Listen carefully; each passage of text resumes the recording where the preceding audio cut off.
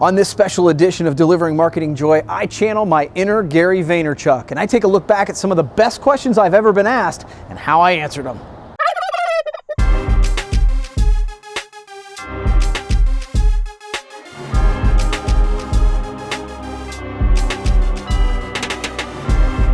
Like, you talk a lot about the giving economy. That resonates with me because at least from a networking point of view, whenever people ask me about networking, I always say that the only way to network is to give. Give first, give all the time, and maybe someday, maybe something will come back to you. But if you go into it thinking that way, it's never going to work. Right. So if you want to build a network, just give, and your network will work out.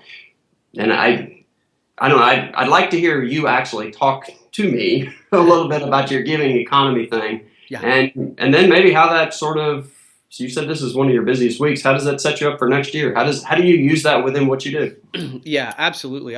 I believe we have moved into what I call, the give first economy. And what I mean by that, it's really interesting because it parallels what you're talking about in the sense that I think as individuals, as companies, as brands, the way to establish credibility, the way to establish integrity with your audience is to provide value. And provide value first. I think that's shifted. I think historically we've sat in a world where whoever has the most money and puts out the most ads and pushes the hardest wins. Right. And I think that's changed because you and I can click off. Right. I don't need. I can DVR. I can do a bunch of things. But the people who provide me value.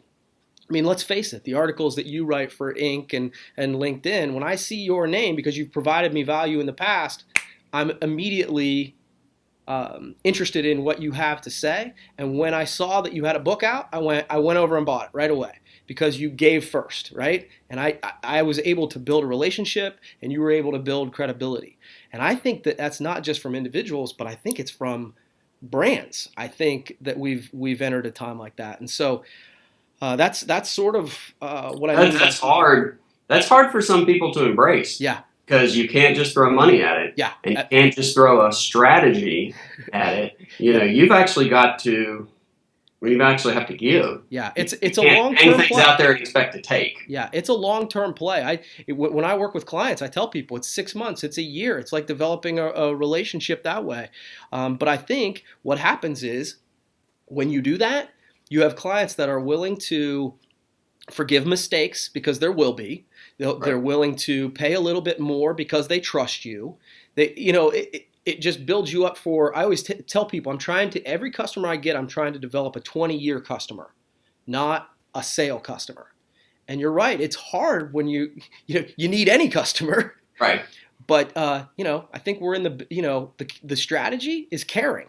Just care more than the other people, and you're going to win. So that's sort of what I mean by the give first economy. That's interesting because the most frequent question I'm asked by people that talk about content marketing or putting stuff out there is how do I get an audience like yours? And my first answer is always it's going to take a lot of time. Yeah. When I started with Inc., if I got 200 or 300 views on an article, that was a good day. Yeah. Now I average over a couple million a month. Yeah. But it took time, and you had to. You write with the idea that each person reading it is a person, even though your audience could be big. And you have to build, and you can't ever sell somebody out along the way. Because if I write one hyperbolic headline that doesn't pay off in an article, you're gone. Yeah, right. I lost you forever because now it's like, oh, he just sucked me in. And I don't trust him anymore. Yeah. Which is what you're talking about. That's exactly right. But it does. The time thing is really hard for people to accept who want immediate results and expect immediate results. And back to that conversation earlier, think they can hack their way to some huge point because you really can't. Yeah. I was actually having a beer with a buddy last night, and I was saying, I think, sometimes it's hard to quantify. I did this 6 months ago, and that led to this today. Right. But it does. It's a momentum thing. It's you talked about it, and so that's exciting when that starts to pay off because you go, okay, I did this the right way. Right. And that's kind of cool too. So, and that's the biggie. You've got to trust that doing it the right way will pay off. Yeah. But I think that's easier if you always keep in mind that doing it the wrong way will never pay off. So that's your only option. Yeah. You just got to trust it and go. I love it. But you're doing a lot of juggling and trying to manage your business, and there's a lot of this stuff is new for you too. Mm-hmm, absolutely. And I think you're foraying into new territory. So I wanted to ask you what keeps you up at night. What keeps me up at night? So I think the short answer is cash flow and teenage daughters. Are those things connected? Yeah, absolutely, Yeah, right? of course. No, I think as a small business owner, you're constantly trying to grow.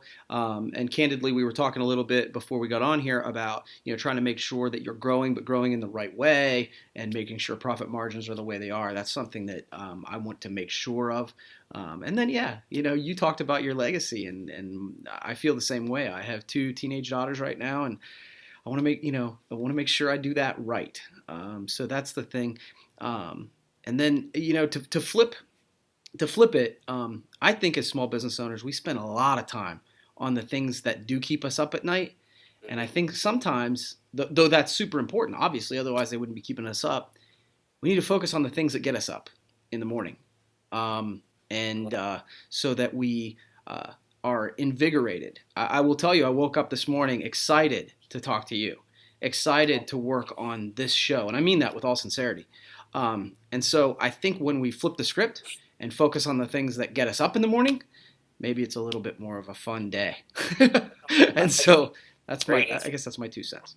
Well done. I know you're doing the video series. I know you're up on podcasts, all the new technology. I wanted to know from you kind of what, if you were starting out as a company or you don't have a huge budget, would you look at the opportunities and of course I know there's a lot of different questions in there, but would you look at the opportunities of video and podcasting, and which one are you sort of leaning more toward now as iTunes has put maybe a little bit more behind the podcasting with their app, and there seems to be a new resurgence in podcasting? I mean, what do you think and what are you hearing? I think, Joe, great question, by the way. For me, and part of the bias within me is I have a background in video. And so video comes very naturally to me. I know how to leverage that, I think. So I would, and it's one of the reasons I'm doing what I'm doing here. I created a video series, but the reason I created the video series is so that I could connect with people like you and really, we could share platforms and share, and I'm learning a lot too, which is pretty cool.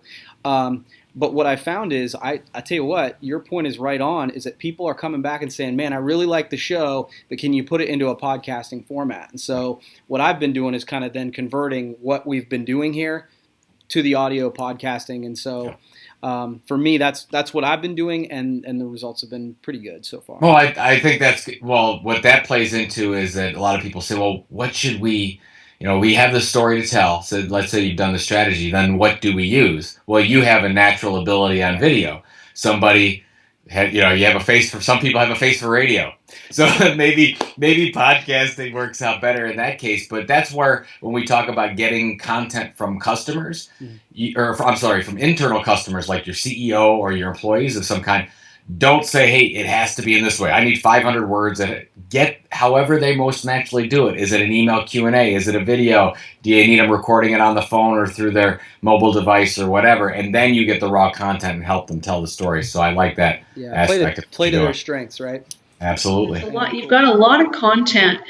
And I'm curious, what stands out for you in terms of a really unique or cool campaign or product that you heard about in one of your interviews that you're just like, wow, that's so cool? What's one thing that stands out for you? You mean other than this interview right now? Right. Is that your common wrap up for all your interviews? You're the best. Right? This has been the best interview. Yeah, this is the best one. No, it's been great. One of the and I don't know if this answers your question, but I think one of the things that left an impact on me was my interview with actually Danny Rosen and his Band Together nonprofit that he's put together. Right. The idea that he has created a nonprofit that really raises money, that really makes an impact, and that he does it in a way, around something he's super passionate about, his music and live music events. I admire the heck out of that. I think that is so cool, because I think all of us really want to know the impact we're going to leave when we're not around anymore. Yeah. And by creating that and saying, being intentional and doing it around something that's fun, Yeah. I admire the heck out of that. I think that's pretty cool. How can I avoid that giant crocodile that's right there in the river and not do something that's going to totally just be awful? You know, so doing that by being prepared or creating a marketing plan or that kind of stuff. So that's my idea. It's like avoiding marketing anguish. Yeah. Right. So it's a complete opposite of what you do. Yeah. No, it's a great point. I mean, but I think your point's right in the sense that thinking it out and not just throwing a bunch of crap at the wall and seeing what sticks. I think it's amazing how many people, whether it's in their marketing, in their business, or in their life, aren't incredibly intentional, right? They show up and they do whatever seems right at that very moment. They don't write down their goals. There's no marketing plan. There's no theme for their trade show. It's just they show up and they hand out crap and they get crap results. And that's where, as you said, the crocodiles come in. So I think in avoiding marketing anguish, it's about planning to avoid marketing anguish, and hopefully in the short term, you're also create a little joy along the way. Right. Yeah. Cool. Well, awesome. Great question, man. Hey, thanks for watching, but wait, can you do me a favor? Please subscribe to my channel if you haven't done it already. The way to do it's right over here. And hey, if you want to watch the last episode, check that out over here. Again, before you leave, subscribe.